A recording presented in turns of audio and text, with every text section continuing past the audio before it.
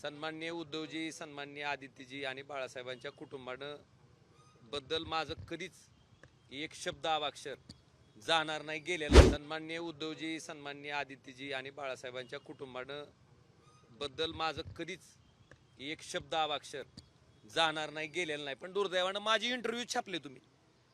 ठीक आहे, मी बोललो असेल तर तुम्ही छापा, पण न बोलता तुम्ही जर माझी इंटरव्ह्यू तशा पद्धतीनं छापणार असाल, मला वाटतं त्या गोष्टीचं मला प्रचंड दुःख आहे, वेदना आहेत. मी एक लक्षात घ्या, साधा विषय सांगतो. मी लोकसभा असेल, विधानसभा असेल, ह्या निवडणुकीमध्ये निश्चितपणे लोक पाठीशी राहिले. प्रचंड पैशाची ताकद, सगळी ताकद असताना सुद्धा.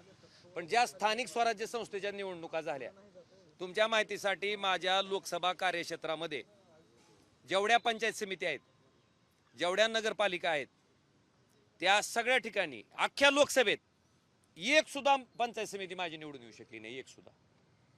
एक सुद्धा नगरपालिका माझी निवडून येऊ शकली नाही. मग खरंच आम्ही इतके वाईट आहेत का?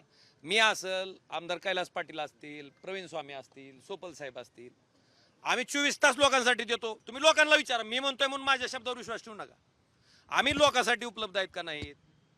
आम्ही त्यांच्यासाठी काम करतो का नाही? मग अशा परिस्थितीत मशाल ह्या चिन्हावर उभारलेल्या आमच्या लोकांना पराभवाचं तोंड का बघावं लागलं? आणि इतकं वाईट, माझा आज सोमनाथ गुरव नावाचा कार्यकर्ता धाराशिवमध्ये निवडणूक लढत होता. 3ऱ्या नंबरला जावं, 24 तास लोकांसाठी उपलब्ध असणारा कार्यकर्ता. मला मला मला त्याच प्रश्नाचा शोध घ्यायचा आहे. मला एक लक्षात घ्या, मी तुम्हाला एक सांगतो, पक्ष नेतृत्वाबद्दल कृपा करून तुम्ही मला म्हणू नका.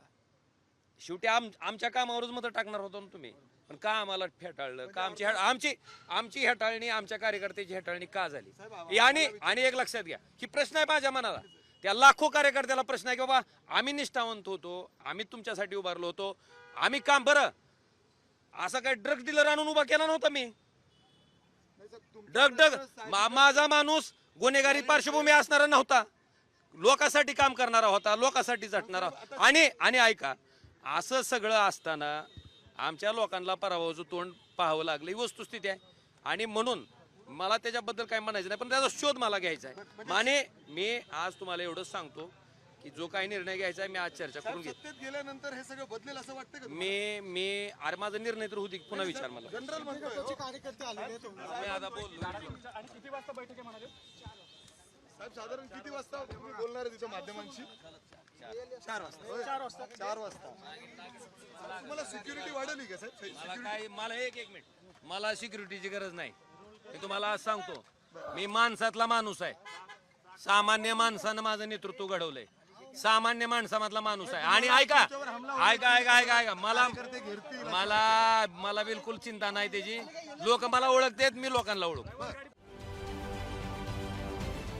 महाराष्ट्रातील सर्व बातम्यांचे विश्वासार्ह व्यासपीठ,